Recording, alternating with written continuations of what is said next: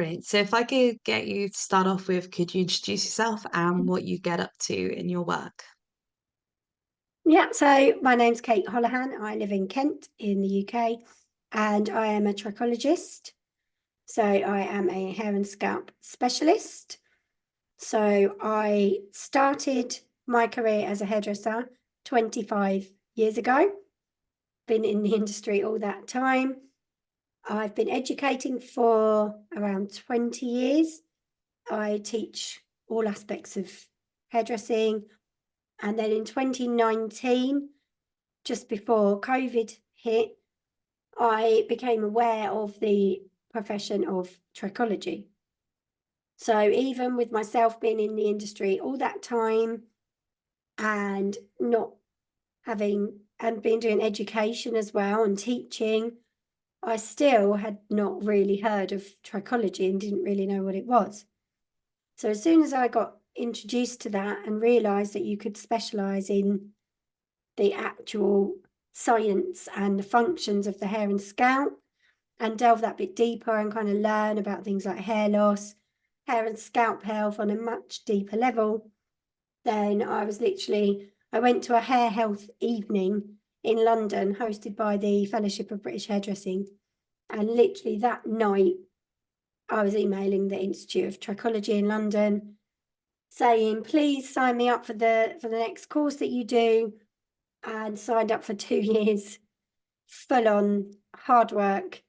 And so now I really get to help people, which is really lovely. Sounds amazing. So what kind of drew you to then to become a trichologist? Obviously, you say you went to one of the evenings where you can kind of learn a bit more. Like, what's so intriguing about it to you? I think when you're first learning about hair, so when you're training as a hairdresser, it's a bit like when you're trying to learn how to drive a car. Mm. So you're almost so worried about what gear you're in, you don't really know what you're doing. You're trying to look at the mirror and concentrate and worry about this. And it's quite a lot. And it's very creative. So I've always been quite a creative person. I've quite enjoyed, just being able to make people look really good, have that kind of instant result as well of someone comes in and they're not really feeling great and their hair's a bit meh, and you can really transform that. That's amazing. But I think as you go through in the hair industry, for some people, if you're like me, who always wants to learn a new thing, always wants to be kept up to date with everything, always going on courses, always learning, I kind of got to that point where I knew quite a lot around the hair and scalp and the fun and colour. I knew about cutting, I knew about styling. But if I had a client that came in and they said, oh, I've got a really bad scalp condition or I've got hair loss, I really didn't know then what to do. I couldn't help them. I was a bit out of a loss of what to say, and I didn't really know how to approach it. And I didn't really have any kind of confidence in my answers because my education in that area was definitely less than really any other area in my field. And I think when you work with people for such a long time and you get these clients coming in and they start to come in with these problems, or you have a client that maybe you've known for 10, 15 years, and then they say, oh, I'm going to lose my hair, I've got to have chemotherapy. You start to want to be able to support them on a much deeper level and want to be able to have answers and to help Mm. them. And that was what was kind of led me into studying trichology, because once I found out how much I didn't know, I'm the kind of person that wants to get that information, wants to learn it all. And as much as it was very difficult and it was a lot of study, I am quite a geek, I think, deep down. So all the science I loved, all the biology, all the chemistry was really interesting. And learning about ingredients more as well in the products, it's really helped me to give a much more kind of comprehensive overview to my clients and my patients on what's actually going on with them, what they could do to improve their hair, to help them with things like hair loss, scalp health. and actually get, you know, a bit of education, a bit of answers.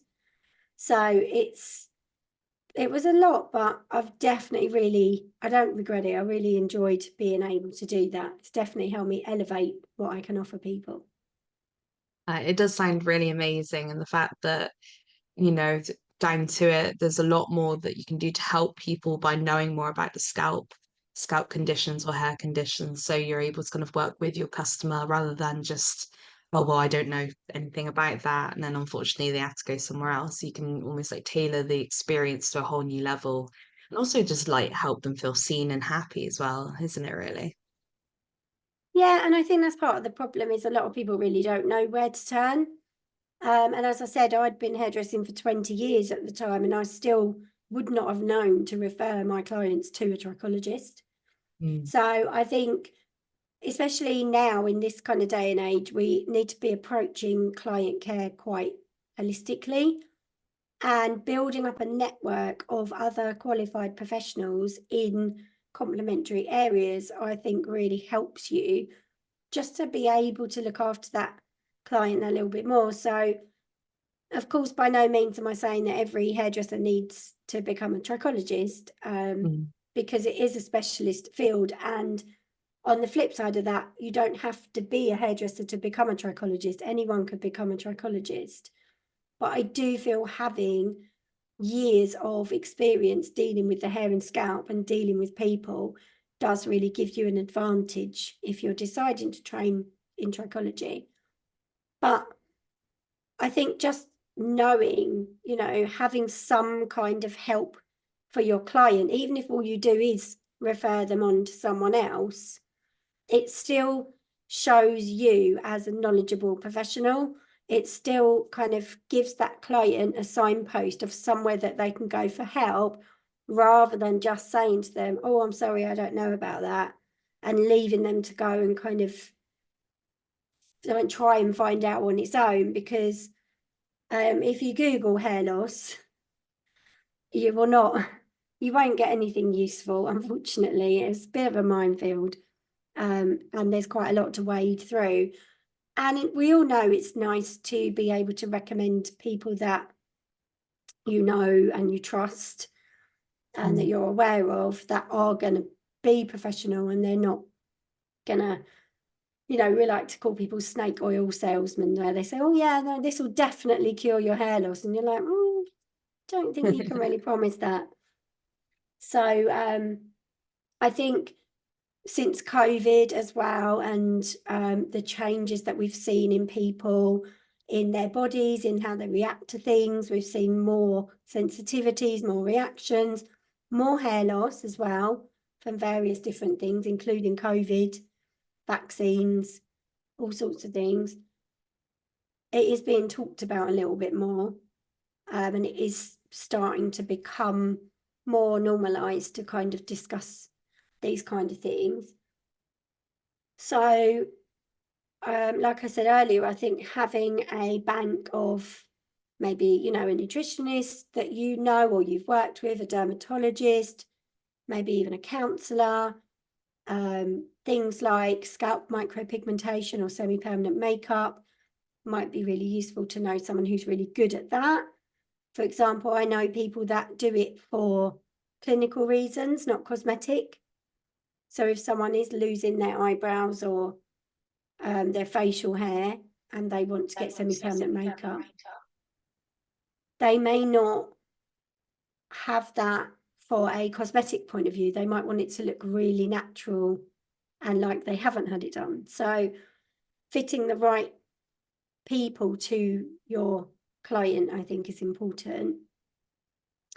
But I think it's just going to help your business grow, I think, as well, and help you to be able to meet the needs of the people that are coming through. That was the thing for me, really. I wanted to be able to meet my clients' needs better. Mm. That sounds really awesome. Do you have any resources or places that people can go then if, they're listening and they're thinking, I'd love to learn a bit more about that for my clients? What are things that they can look out for to help educate themselves? Well, funnily enough, Dawn, I have a podcast myself called the Hair Brilliant. Therapy Podcast. So on the Hair Therapy podcast, we like to get guests in who are either knowledgeable professionals, so they might come and talk about a certain treatment or product or a certain aspect of hair loss, like a specific alopecia condition, or, you know, using minoxidil, does it work, that kind of thing. And then I also have real life stories as well. So for anyone who's actually going through alopecia, or they think they might be, or have severe scalp problems, there is probably by now, I'm up to season 8, just about to start. So there Wow. probably is within the library, hopefully, an episode or two on whichever subject you might be interested in, or your client might be interested in. There's episodes on there about pre and post chemotherapy support, cold cap, when it's safe to get your hair coloured, how to cut and fit wigs, how to make sure you can get a wig that might help you. So there's lots of different things on there, which obviously you can listen to in complete privacy. No one even needs to know you're doing it. For any hairdressers or barbers or hairstylists who want to get a little bit more insight into the hair and scalp, and maybe get a little bit more confident in actually approaching their clients, you know, even if it's just they've noticed something, I think, oh, should I say something or should I not say something? Oh, well, if I mention the fact they've got a bald spot, they might ask me, what do I do about it? And then I don't really know. So I'm sure they know, I'm not going to tell them. So for anyone that wants to grow their knowledge in this area, gain a bit more confidence, get a little bit more understanding, I also run a 1-day course called the Hair and Scalp Salon Specialist. So I run that both in person in Kent and online as well. So for people that are a little bit further or don't want to travel, they can still enjoy taking the course. I do online days as well, where we actually get to use a trichoscope, so like a small kind of scalp dermatoscope, and we can microscopically look at the hair and scalp. You can start to explore what the hair follicles look like, what different hairs look like, what different conditions look like, what to see, what to expect, and then, you know, when to refer, what you can recommend to these people. So I've had some really, really great feedback from it as well, from people that have done it. And I think the people's clients have really appreciated it as well, because they instantly know that they're getting that higher level of care and attention.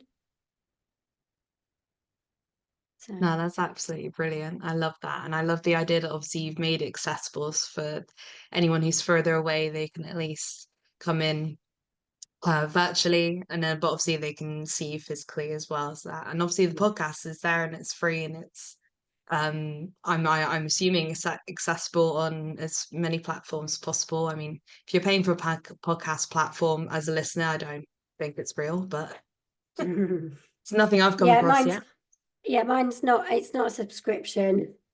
You can get it on anything. So everything is basically Hair Therapy UK. So it's the Hair Therapy podcast. It should be on all platforms, wherever you get your podcasts. On Instagram is Hair Therapy UK. On Facebook is Hair Therapy UK. On Threads is Hair Therapy UK. On Clubhouse, I think it's Hair Therapy. On X, Hair Therapy UK. LinkedIn is Kate Holohan, I think. I'm probably most active on Instagram, but I am on many platforms. So again, even if you've got a client that you're worried about, I have set up a hair and scalp salon specialist Facebook group.